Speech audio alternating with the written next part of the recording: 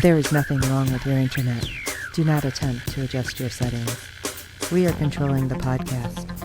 We control the squealing and the screams.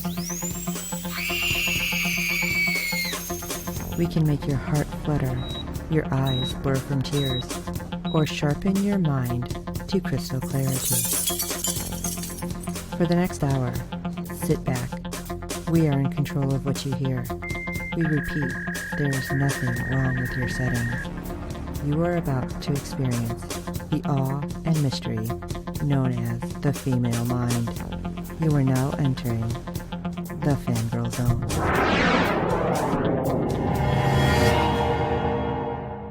Hello everyone and welcome to SyFy Talk on the Fangirl Zone, a podcast where we discuss shows on the SyFy and USA Network. I am Sean, Fangirl S. And I'm Steve, and tonight we'll be discussing episode 7 of season 2 of The Purge. Holy shit.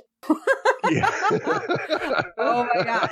So, oh my god. Yeah, there's not going to be a whole lot beyond that. Like, seriously, like, we're going to talk about this, but just know, OMG is the word of the day. Expect Sean to dump a bunch of those before podcast is over with. I was freaking out. Because there were a lot of them. And especially at the very end. I was like, what the hell? Because this is episode 7. And how many did we say total? 10. So we got 3 more episodes, yet we're 2 days to with Purge. Yeah, that's where we end. It's like, how's that going to work?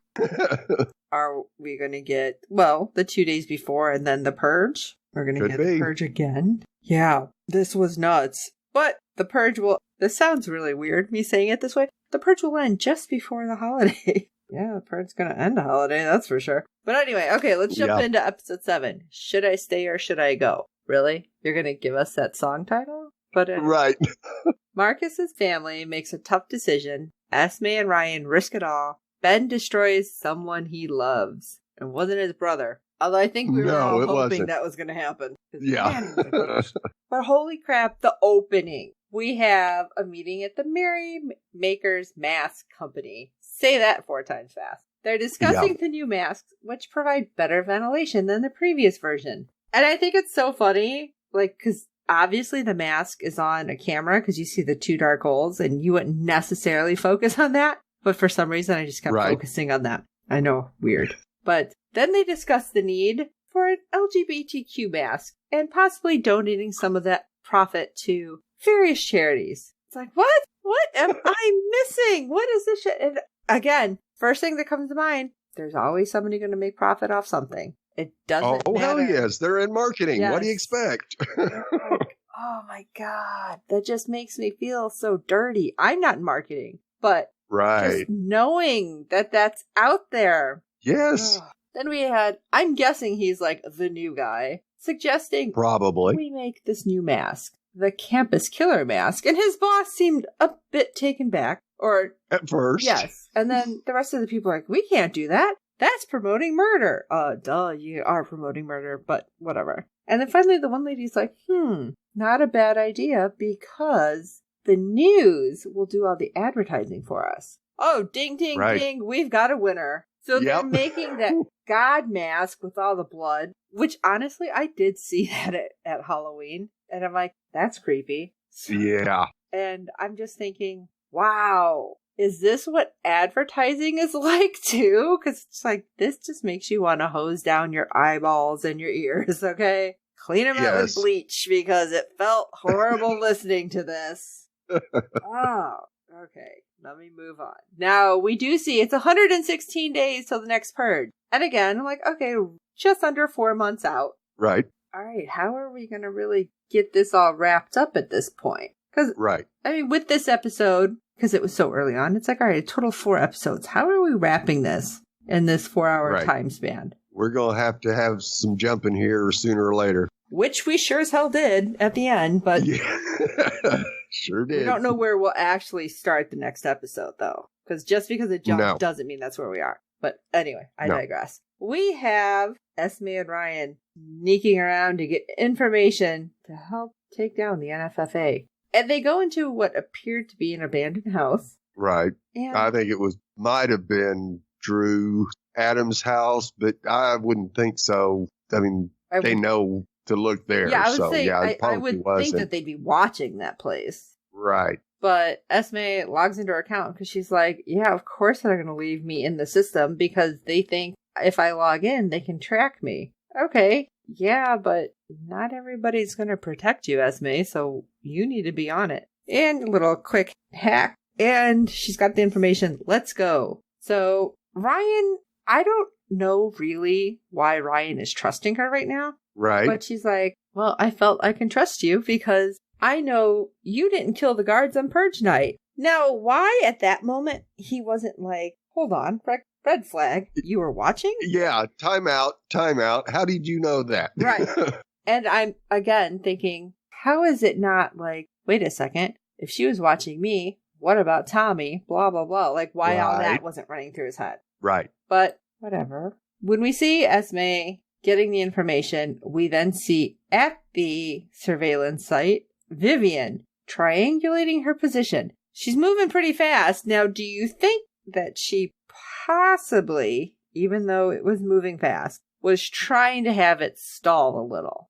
I probably would say yes. She was not in a rush to process it. Because we saw her trying to back things up the previous time they had her on the run. Mm-hmm. So, she's hates being in the position she's at right now. Right. Yeah, which we see that later for sure. But they get the information, they take off, and Vivian at that moment tells the boss the location and send everybody. It's like, okay, calm down there, Sparky. Yeah. Because the police fly by and Ryan is like, you have everything? Show me. And she shows him pictures of the jackals from last Purge, which is starting to make me question, okay, what are you trying to do? Do you right. Yeah.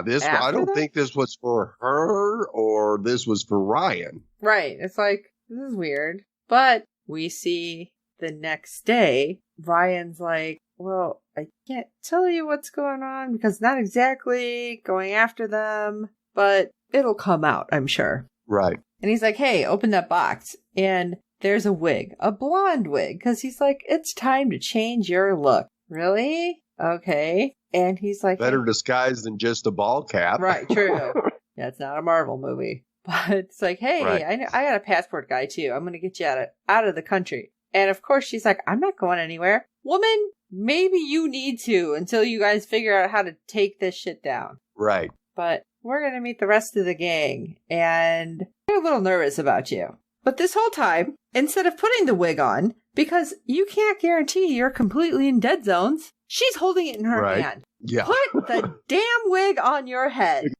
I was like, why is she screwing up? Why is she not putting that thing on? Right. And then Ryan suddenly gets a call and he's like, change of plan. And of course he ends up having to tell her because she's a little freaked out. She's like, my mother has Alzheimer's and she got out of the home and they haven't found her yet. And okay, Esme, without the wig. Anyway, hey, well, if you watch people long enough, there's patterns. It's like, is that your catchphrase? Because you've said that several times now. Yes. But is there someplace she might have gone? An old job, a school, a park, something. And Ryan's like, oh, good idea. And finds his mom at his old school. And there's 2 cops there, like with his mom. Now at this point, I'm thinking they have to have something like we have in regards to like a silver alert, where it is, right. An older person, similar to Amber Alert, is older person who has wandered off. Most of the times it is somebody with some kind of dementia. And that the cops would know this because it's all kind of high tech, right?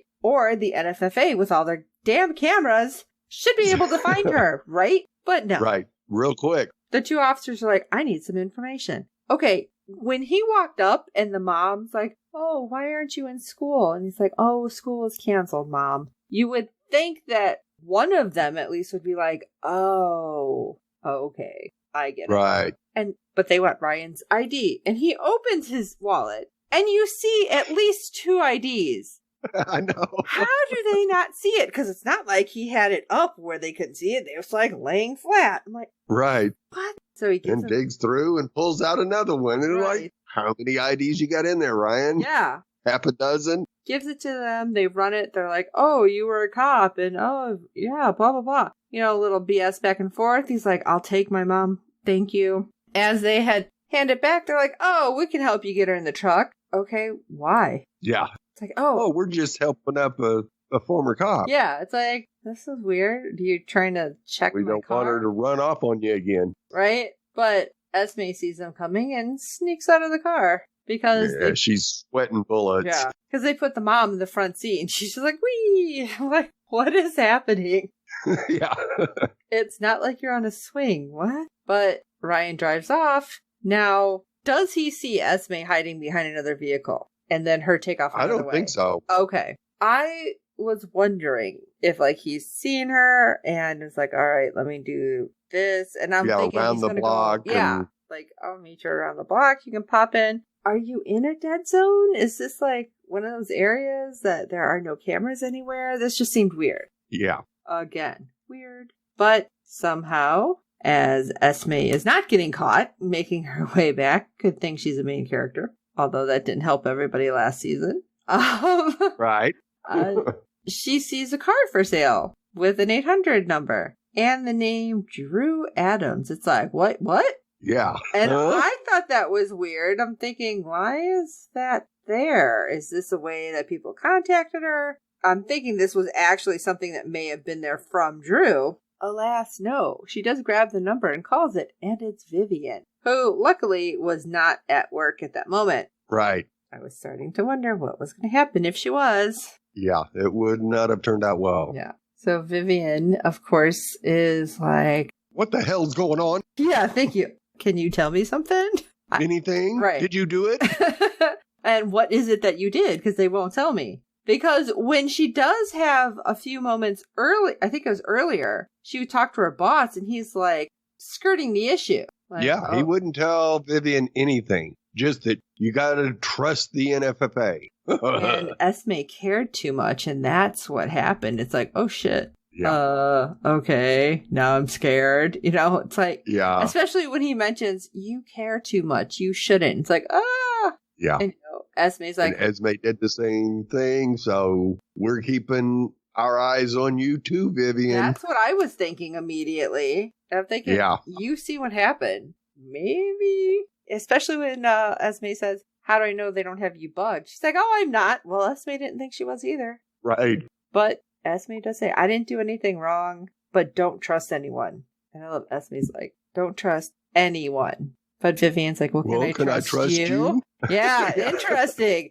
I wanted her to say, like, I don't know, but you can help me. Because at least that would have been honest. Just saying. So later that night, I don't believe this. Ryan tells her that, well, the cops almost caught you today. You really need to get out of town. And I don't even know how you made it back here. It basically is what he was saying. And she's like, I can't run. And you just see the frustration in his face, like this woman. Right. It's like, you didn't run. He's like, yeah, it's different. I have people that count on me. And she's like, well, I got people too that I basically put in harm's way somehow. Drew, Olivia, pause for a dramatic effect. And Tommy. What? Oh, no. Shouldn't have said that. Right? Because he's like, what the hell do you know about Tommy? And she's like, I was the one who had to make the call that he didn't make it out in time. Why? Why would you even say that? Well, she's telling the truth, but damn it, almost got her killed right then and there. Right? Because Ryan's like, yeah, you need to get the hell out. She's like, I'm just trying to make it right. There's a lot of Tommies out there that I've tagged and other people have tagged and they're doing my job right now. Blah, blah, blah, blah, blah. And let me see. How exactly did she say it? I have to blow the whole thing up. It's like, really? Right. Okay. She's going to single-handedly take down the NFFA. And somehow this is what moves Ryan. Yeah. Because she's like, I feel the same way. And I know you were trying to do right. That's what I'm trying to do. And before she actually walks out, did she even have the wig? At least have some kind of cover. No, she didn't have the wig on either.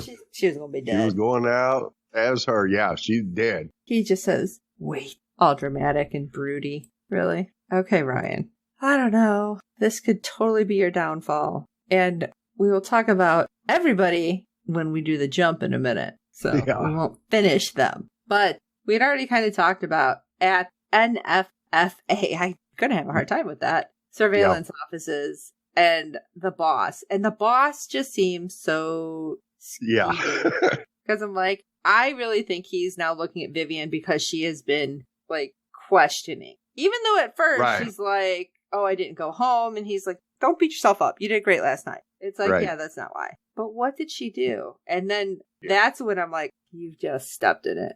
Right. You just turned the light on, shined it brightly on your face. Yeah. So I don't trust him at all. Oh, no. And even with her being completely innocent with saying it, she's like, I don't understand. I think, he's like, oh, we're going to have to take her out too. Yep. Whatever to cover his own butt. So that sucks. But let's talk about Marcus and Michelle for a moment. And more sucking. Yeah. Holy crap. Because Michelle's like, oh, okay, let's have breakfast and call the PI. What are we going to tell the PI, huh? That we did something illegal? Probably not the best of ideas. No. And Marcus is like, this is going to get a lot uglier before anything gets better. Maybe you need to get out while you can. And I'm like, cause like, what?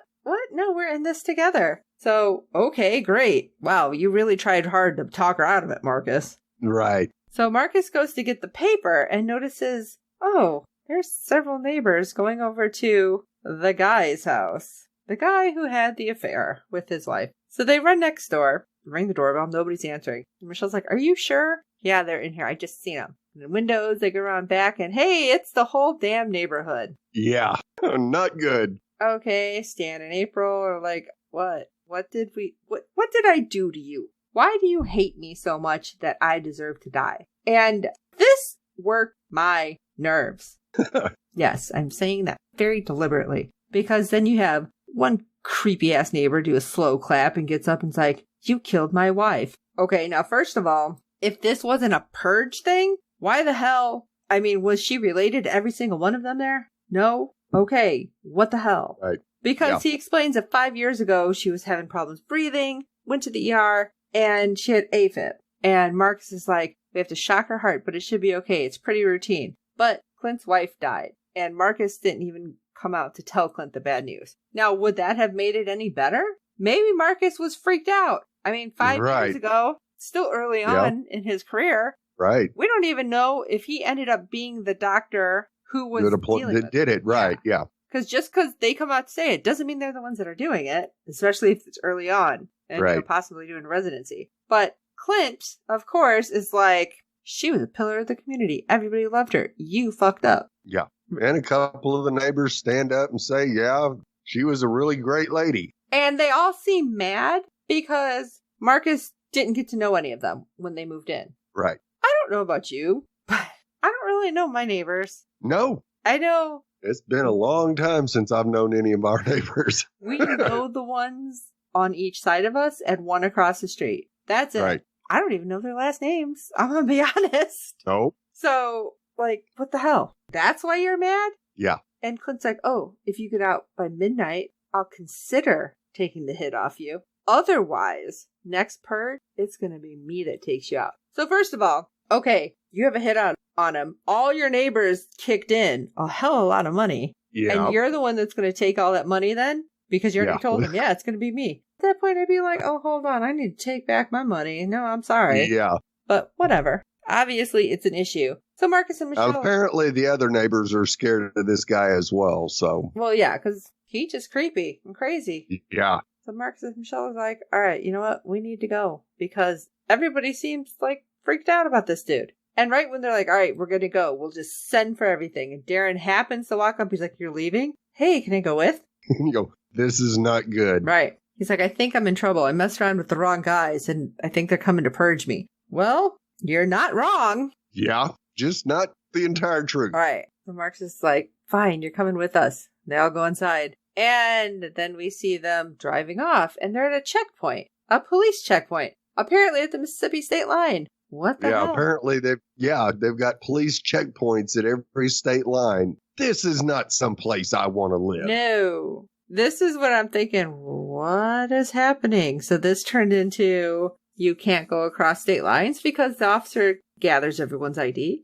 And when he does give them back. Now, it was interesting, though, I do have to say, Marcus is like, I'm reaching for my ID now. Right. Like, oh, okay, so are you afraid they're going to try to shoot you here off Purge? Thinking you are reaching for a gun instead of your wallet. Right. It's like, oh, interesting. It's like, oh, well, you guys can go, but he can't. He's not allowed to cross state line. Yeah. So they're obviously watching him. And then Darren's like, all right, yeah, it wasn't with some guys. It was the government. What? So Darren's like, okay, well, we're not going to have everybody die for me, so you guys should leave me. And Marcus is like, I'm not leaving you. You're my kid. And even Michelle's like, no. So when they turn around and go back, Clint's outside watching them. How long were you standing out there, you creeper? Yeah, because let's see, New Orleans to Mississippi is a good 2 hours, 2.5 hour drive, and then you got to turn around and come back. So we're talking 5 hours later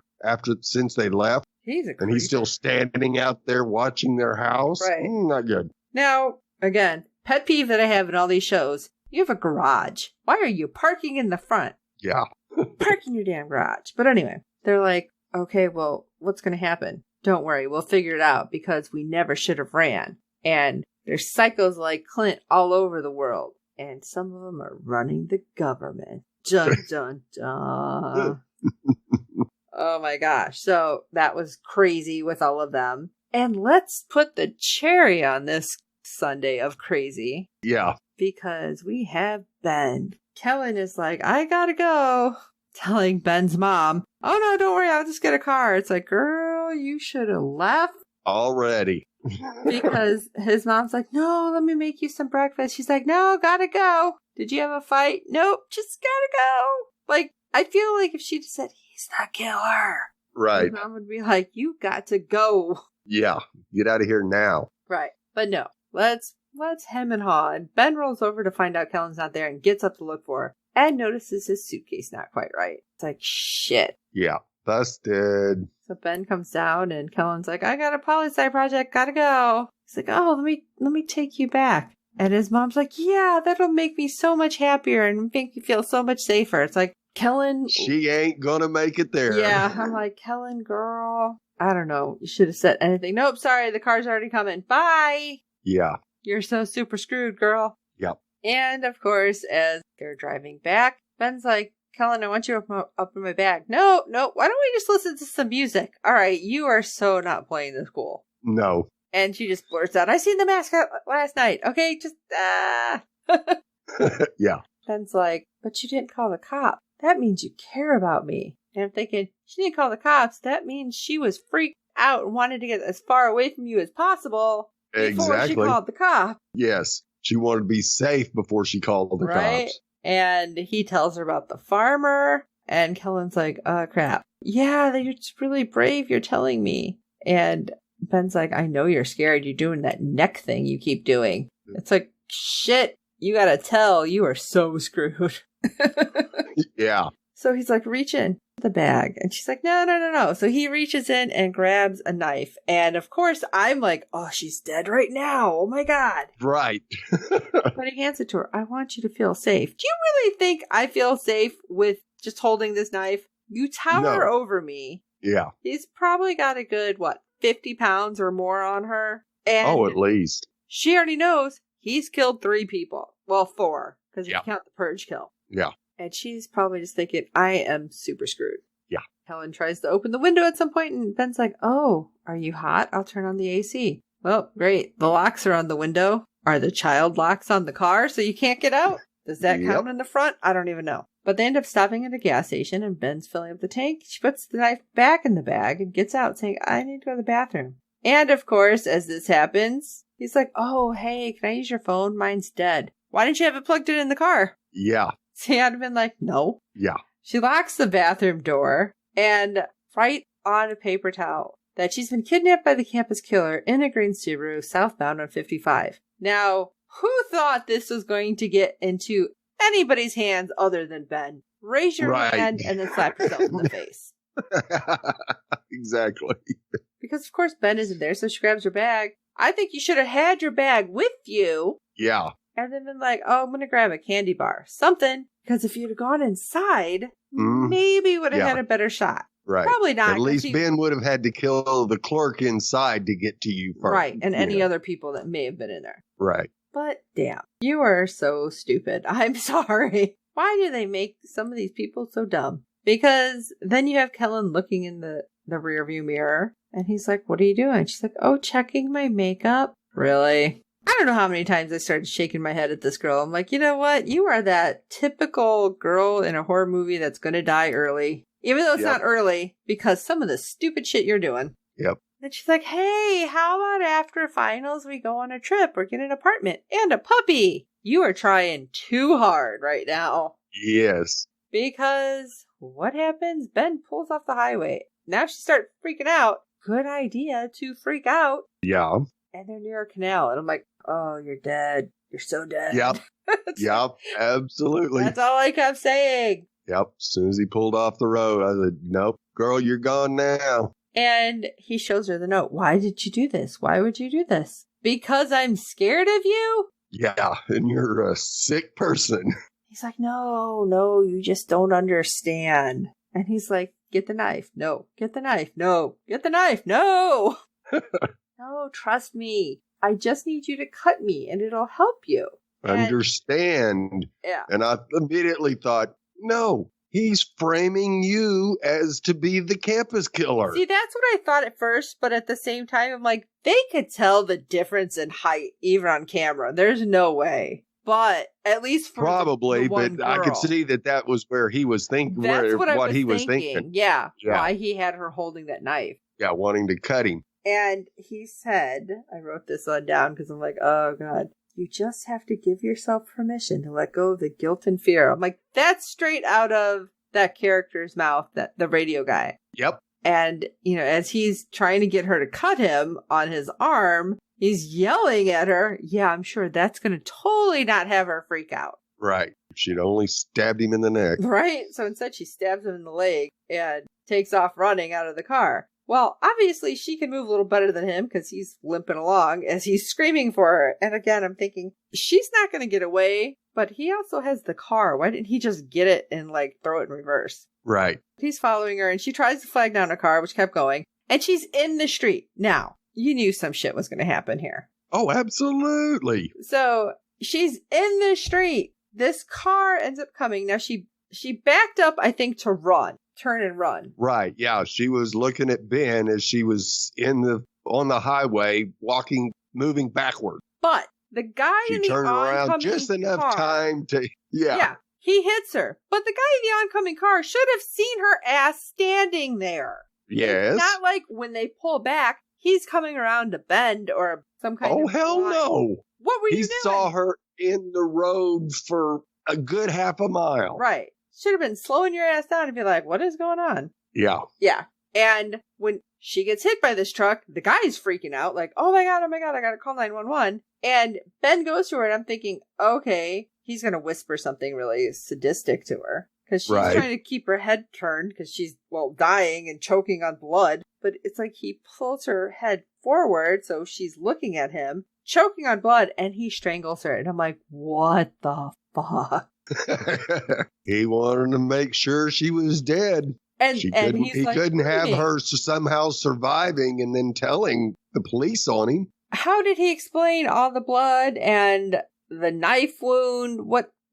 How is he explaining all that when they get there? I don't even know if he'll even be there by the time the police get there. That was messed up. I couldn't believe that he did that. Right. Yeah. I was really just like, what? No, I knew that because she wasn't dead yet, he was going to finish her off. I was so surprised, though. I really thought he was going to be just saying something like, if you'd have just listened, like something like that. And then like watch her die instead of actually killed her. I was surprised. But like we said, we jump at the end. The countdown clock runs down to 2 days before the next purge. And this is when there was a lot of WTFs happening. Yes.